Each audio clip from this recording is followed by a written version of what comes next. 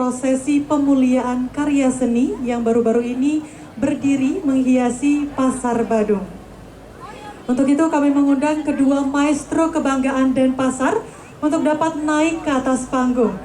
Kita sambut dengan tepuk tangan yang meriah. Inilah dia Bli Marmar Herayukti dan Nyoman Gede Sentana Putra atau Bli Kedo. Kami silakan untuk naik ke atas panggung. Kita akan mengupas tuntas bagaimana proses pembuatan dari hasil karya yang saat ini menghiasi Pasar Badung, berdiri di tengah-tengah pelataran Pasar Badung dan juga mengapit jembatan di Jalan Gajah Mada. Mungkin bisa dimulai oleh Bli Marmar, Gurus. Ayo. Terima kasih waktunya. Angwi Bagio, Tapi Pekulun, yang Ida Betari sana melingkar yang Pasar Badung.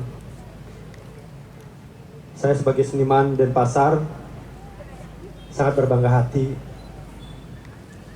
Sekaligus saya mempunyai kesempatan yang sangat membanggakan bagi seorang seniman yang lahir di kota kita tercinta ini. Diberikan kesempatan oleh pemerintah Kota Denpasar untuk membuatkan sebuah karya yang adalah sebuah persembahan untuk kota kita tercinta ini.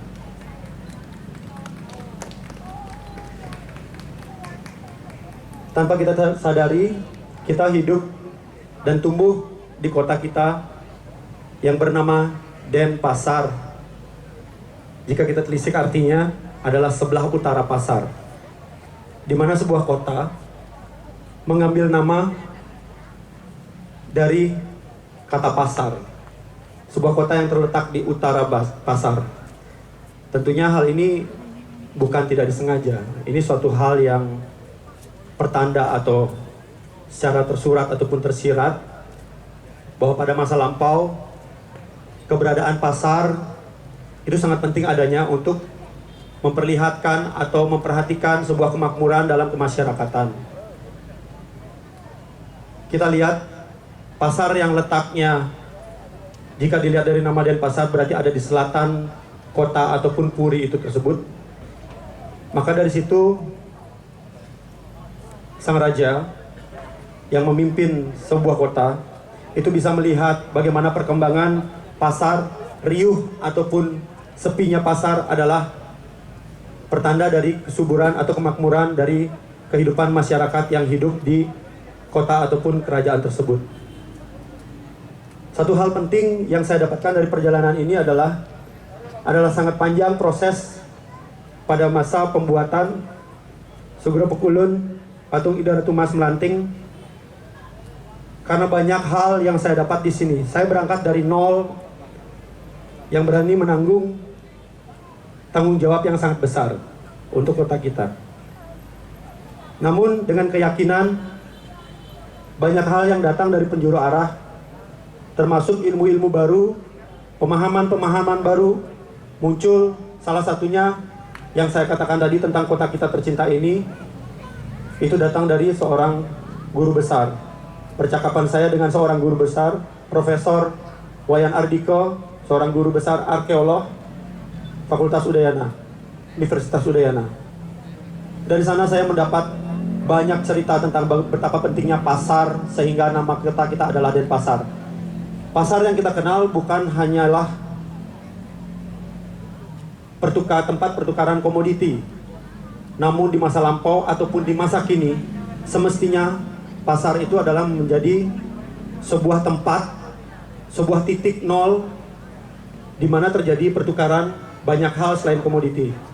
Bisa bahasa, kosakata, budaya, kesenian, ataupun ilmu pengetahuan lainnya.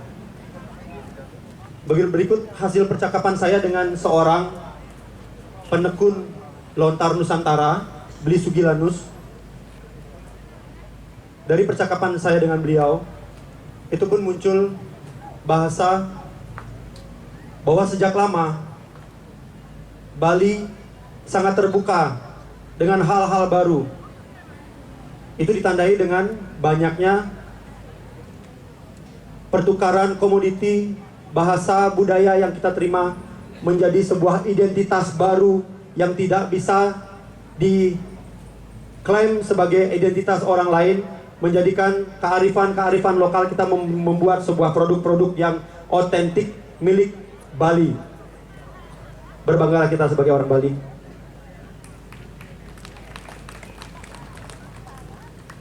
Lalu ketika saya bicara banyak tentang keberadaan dalam teks ataupun dalam cerita tentang keberadaan Ida Ratu Mas Melanting Sugro Pukulun, Bli Sugelanus maupun Prof. Ardika waktu itu banyak memberi masukan dengan pengalaman-pengalaman beliau terkait dengan perdagangan ataupun pasar. Ada dua tempat yang sangat penting titik perdagangan di Bali. Yang pertama itu adalah di Julah, itu bagian Bali Utara, di daerah Singaraja. Lalu yang kedua adalah di Denpasar sendiri, itu adalah sebuah dermaga besar yang ada di Blanjong, Sanur, Denpasar.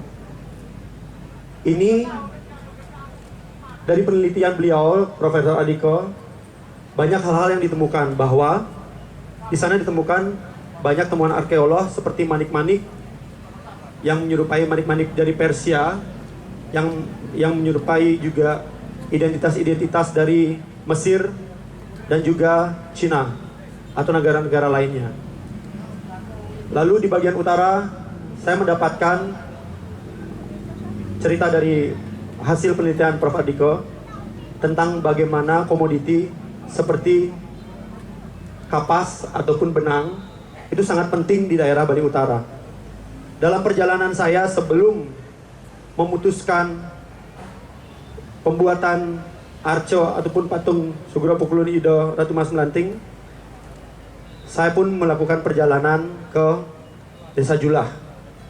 Di sana saya temukan bahwa menurut warga setempat, Desa Julah sendiri itu diambil dari nama atau bahasa Persia Julahai, atau berarti benang atau kapas. Jadi tersebut desa itu adalah desa penghasil benang, desa pemintal kapas terbesar yang ada di Bali. Berikut kapas menjadi komoditi yang sangat besar yang diceritakan di sana. Di sana perdagangan tentang komoditi terjadi secara besar-besaran. Saya sendiri datang ke Desa Julah melihat jejak-jejak sejarahnya masih ada. Di situ ada dermaga besar. Berikut di depan atau di garis depan menuju kerajaan itu ada sebuah protokol yang sangat hebat menurut saya, di mana pedagang dari mancanegara seluruh dunia yang simpang atau singgah ke sana untuk sekedar mengambil air minum ataupun menukarkan komoditi itu harus melalui protokol seperti paling di depan itu ada tempat pemandian untuk wanita, laki-laki, dan juga pemandian untuk hewan. Pada saat itu juga diceritakan bahwa hewan adalah salah satu komoditi yang sangat besar. Keberadaan kejujuran, keadilan, dan mutu akan menghasilkan Sarining Sari Sugro Pukulun Ida Ratu Mas Melanting. Suksuma. Mari beri tepuk tangan sekali lagi. Itulah dia proses dan juga makna di balik karya seni Habib Pukulun Ida Ratu Mas Melanting yang sesaat lagi akan kita lalui melakukan prosesi penghormatan. Selanjutnya silakan Bli Keduk bisa disampaikan. Om Swastiastu, selamat malam tamu undangan Denpasar Festival. Mungkin saya akan melanjutkan lagi sedikit cerita dari Pak Tu, karena Pak Tu sudah menjelaskan tentang Denpasar, tentang pasar. Ya, saya akan menambahkan sedikit saja dari saya.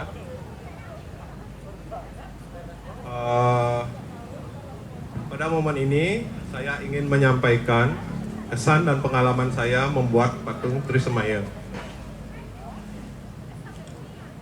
Membuat patung dengan karakter raksasa itu tidak sulit, karena saya yakin teman-teman seniman dan pematung lainnya mampu membuatnya.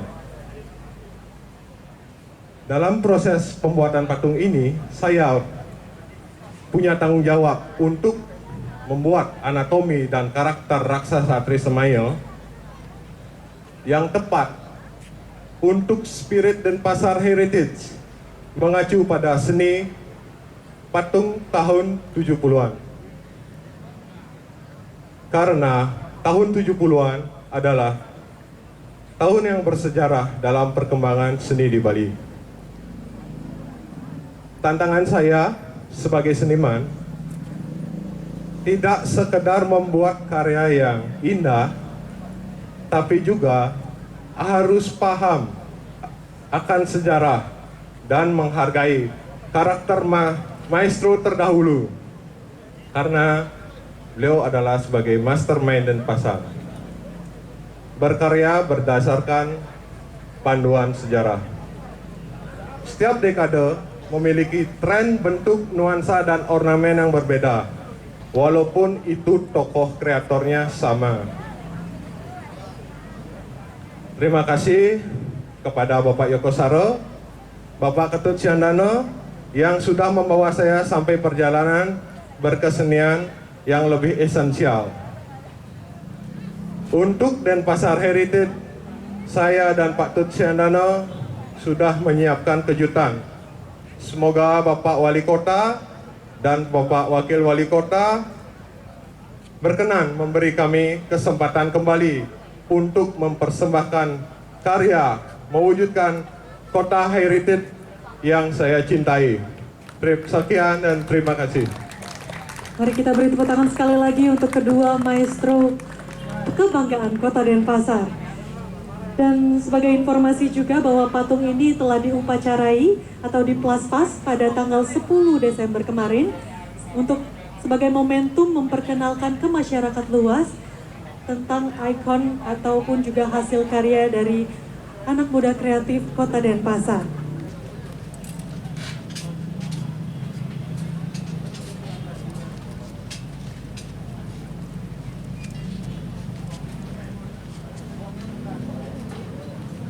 Dan buku akan diserahkan oleh kedua maestro pada Pak Wali dan juga Pak Wakil Wali Kota Denpasar.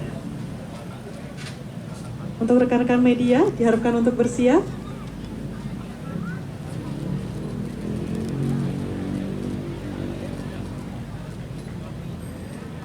Mungkin Beli Kedua bisa menyerahkan kepada Pak Wakil.